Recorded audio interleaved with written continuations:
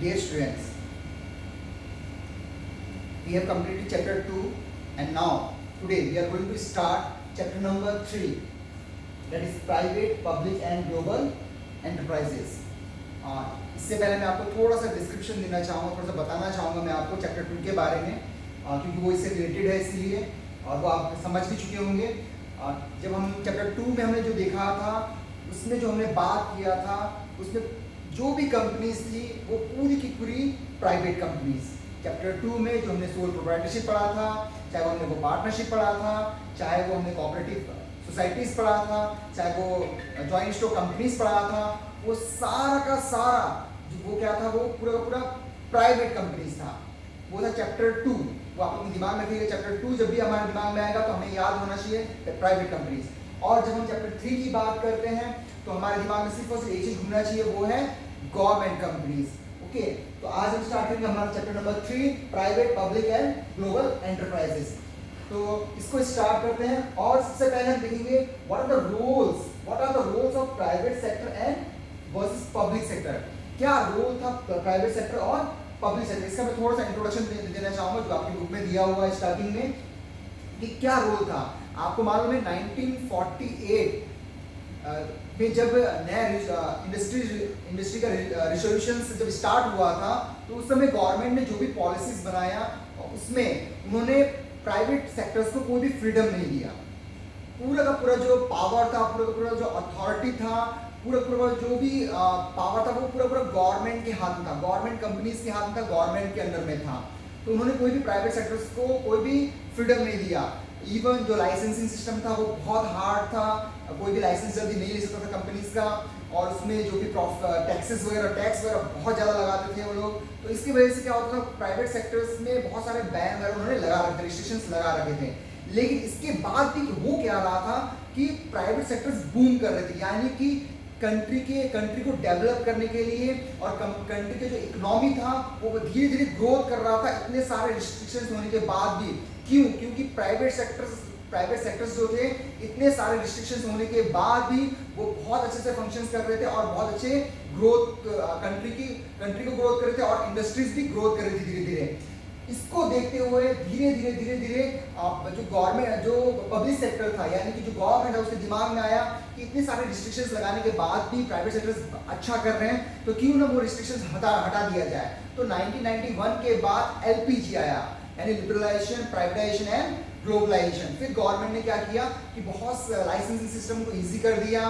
Private sectors को आगे बढ़ाने के लिए उन्होंने गवर्नमेंट सेक्टर्स को भी क्या किया, उन्होंने प्राइवेट सेक्टर्स के हाथ में देना शुरू कर दिया। इस तरीके से धीरे धीरे क्या हुआ, प्राइवेट सेक्टर्स और बूम करने लगे, प्राइवेट सेक्टर्स और अच्छा करने लगे। ओके, ये सारी चीजें हमने स्टार्टिंग में देखा इस चैप्टर में। ओके, लेकिन एक बहुत ही इंपॉर्टेंट रोल होता है पब्लिक सेक्टर का भी, एक बहुत इंपॉर्टेंट रोल होता है गवर्नमेंट का भी। तो वो हम इस चैप्टर में देखेंगे कि इतने सारी चीजें होने के बाद भी गवर्नमेंट सेक्टर का क्या क्या रोल्स हैं, क्या क्या इंपॉर्टेंट चीजें वो देखता है, समझता है, और किस तरीके से वो कंपनीज को आगे लेकर जाता है, वो सारी चीजें हम देखेंगे। ओके, जब हम बात करते हैं पब्लिक सेक्टर की, गवर्नमेंट कंपनीज की बात करते हैं, गवर्नमेंट सेक्टर की बात करते हैं, तो वो उन्होंने देयर आर 3 टाइप्स, वो 3 फॉर्म्स बोलते हैं, इसको 3 टाइप्स बोलते हैं। तो 3 तरीके के पब्लिक सेक्टर एंटरप्राइजेज हैं। पहला है आपका डिपार्टमेंटल अंडरटेकिंग, दूसरा है आपका पब्लिक कॉर्पोरेशन, और तीसरा है आपका गवर्नमेंट कंपनी। यही 3 चीजें हैं जो हमको इस चैप्टर में बहुत ही डीपली पढ़ना है, सीखना है और समझना है। ओके, तो 3 types of public sector enterprises जो मैं आपको बता चुका हूँ कि ये 3 टाइप्स के हैं। तो आज हम देखेंगे कि डिपार्टमेंटल अंडरटेकिंग होता क्या है, डिपार्टमेंटल अंडरटेकिंग होता क्या है, इसके फायदे क्या हैं, ओके, इसके फीचर्स क्या हैं, इसके मेरिट्स क्या हैं, इसके डीमेरिट्स क्या हैं, इसके फायदे क्या है, इसके नुकसान क्या है, वो सारी चीजें हम आज समझने की कोशिश करेंगे। ओके, तो सबसे पहले हम देखते हैं डिपार्टमेंटल अंडरटेकिंग होता क्या है। डिपार्टमेंटल अंडरटेकिंग जो है वो है oldest form of public sector enterprise, सबसे पुराना अगर कोई एंटरप्राइज है वो है डिपार्टमेंटल अंडरटेकिंग। इसमें गवर्नमेंट ने क्या किया, इसमें गवर्नमेंट ने बहुत सारे डिपार्टमेंट्स बनाए, जैसे आज के डेट में हम देखते हैं, आज के डेट में हम देखते हैं रेलवे का अलग सा डिपार्टमेंट है, ओके, आर्मी का अलग डिपार्टमेंट हो गया, ओके, फिर हम देखते हैं बहुत सारे अलग अलग डिपार्टमेंट्स हो गए, डिफेंस का अलग डिपार्टमेंट हो गया, ओके, फाइनेंस का अलग डिपार्टमेंट हो गया। तो इस तरीके से हम देखते हैं अलग अलग डिपार्टमेंट्स बना रखे हैं। तो गवर्नमेंट ने क्या किया उस समय, स्टार्ट किया डिपार्टमेंटल अंडरटेकिंग, यानी कि अलग अलग डिपार्टमेंट्स बनाए और उसको टेक ओवर कर लिया, यानी कि पूरा पूरा कंट्रोल कौन करेगा। देखिए आपने फीचर्स लिखा है, control by minister, they are the part of government only, यानी कि वो डिपार्टमेंट जो भी गवर्नमेंट ने बनाया है वो क्या रहेगा, वो कंट्रोल कौन करेगा, जो उस गवर्नमेंट में जो भी मिनिस्टर्स होंगे उसको क्या करेंगे, उसको कंट्रोल करेंगे। जैसे कि हम देखते हैं आज की डेट में एग्रीकल्चर मिनिस्टर्स हैं, एग्रीकल्चर का पूरा डिपार्टमेंट जो डिपार्टमेंट है वो एग्रीकल्चर मिनिस्टर क्या करेगा, उसको हैंड ओवर करेगा, उसको कंट्रोल करेगा, मैनेज करेगा। रेलवे डिपार्टमेंट है, उसको कौन मैनेज करेगा, कौन कंट्रोल करेगा, रेलवे मिनिस्टर्स करेंगे। तो इस तरीके से अलग अलग डिपार्टमेंट्स बनाया गया और उसको कौन कंट्रोल करता है, मिनिस्टर्स कंट्रोल करते हैं। इसी तरीके से they are the part of government only, और जो डिपार्टमेंटल अंडरटेकिंग होता है वो सिर्फ और सिर्फ गवर्नमेंट के कंट्रोल में चलता है, गवर्नमेंट का ही पार्ट होता है।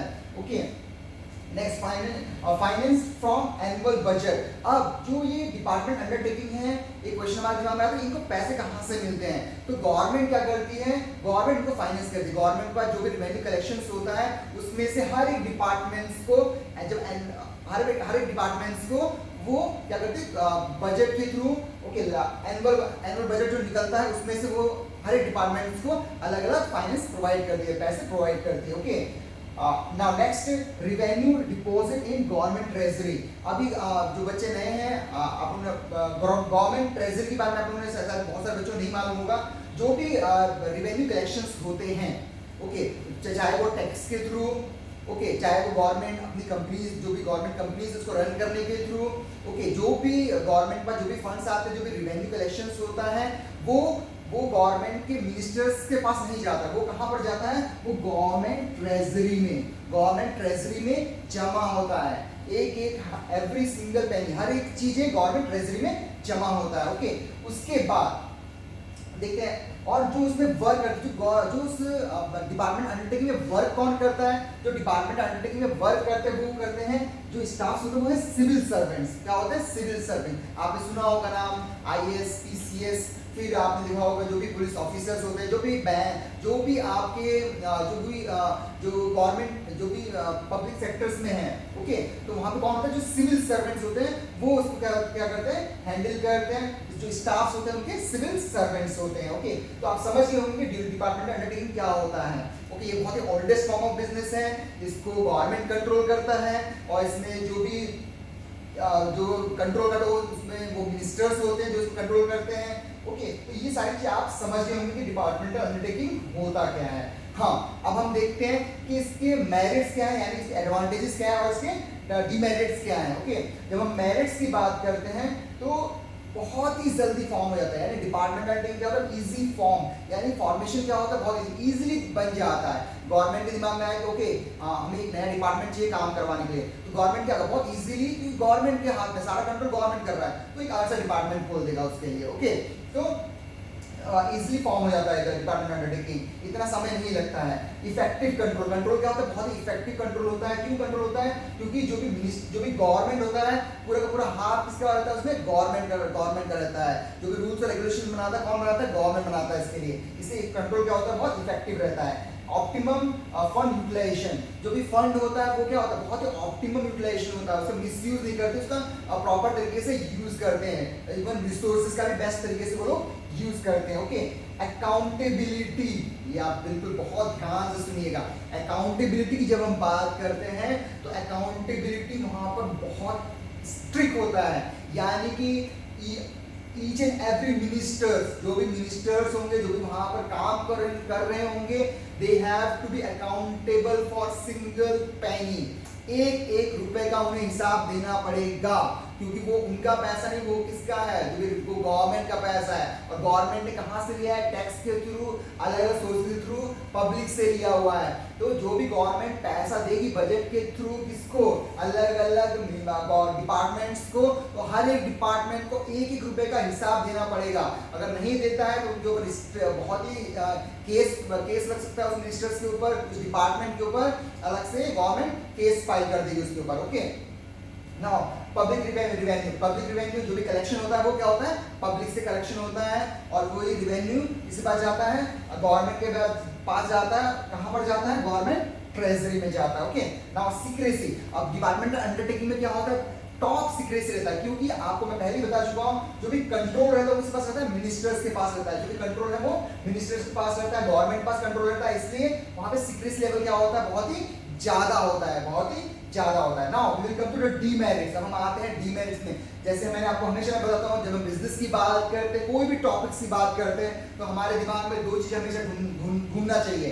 पहला चीज क्या फायदे हो सकते हैं, एडवांटेज क्या हो सकता है, मेरिट्स क्या हो सकता है, और दूसरा चीज डीमेरिट्स क्या हो सकता है। ओके, अगर आप ये करने में कामयाब होते हैं, फाइंड आउट करने में कामयाब होते हैं, तो definitely you are going to get the good marks in your business studies. Okay, now demerits की जब हम बात करते हैं तो उसमें क्या होता है, इनफ्लेक्सिबिलिटी।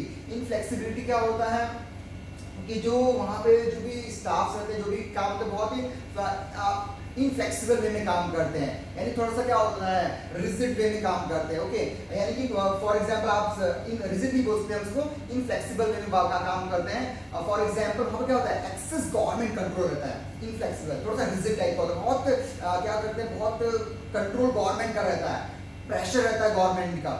ओके, तो वो बहुत फ्लेक्सिबल वे में काम नहीं कर सकते, बहुत आराम से काम नहीं कर सकते, तो उनके ऊपर दबाव रहता है कि हाँ ये हमारे ऊपर गवर्नमेंट का कंट्रोल है। तो ये थोड़े बहुत डीमेरिट्स है, जिसके वजह से क्या होता है, वो अपनी एफिशिएंसी को आगे लेकर नहीं आ पाते हैं।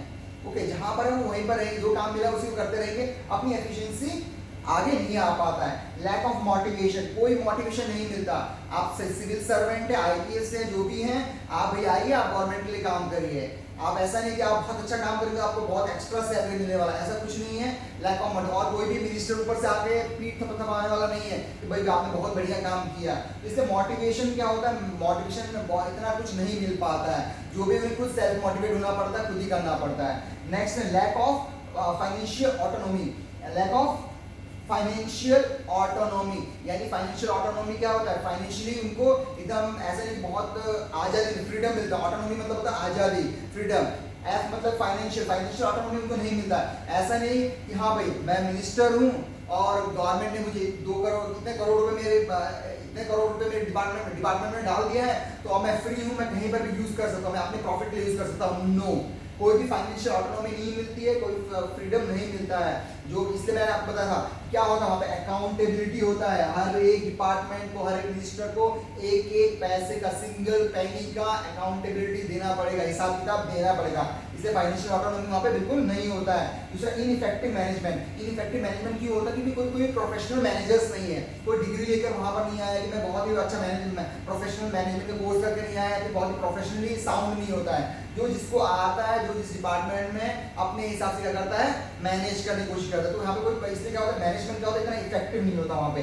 रेड टेपिज्म एंड ब्यूरोक्रेसी, ये हमारा लास्ट पॉइंट है, रेड टेपिज्म एंड ब्यूरोक्रेसी। जब हम रेड टेपिज्म और ब्यूरोक्रेसी की बात करते हैं तो वहाँ पे पेपर वर्क बहुत ज्यादा होता है। पेपर वर्क क्या होता है, बहुत ज्यादा होता है, बहुत सारे पेपर। फॉर एग्जांपल अगर एक छोटा सा भी अगर चीजों को पास करना है, या फिर डिपार्टमेंट से कुछ चीजें चाहिए या फिर कुछ, तो इतना ज्यादा पेपर वर्क होता है, और पेपर वर्क होने के बाद जो प्रोसेस है बहुत लेंथी हो जाता है।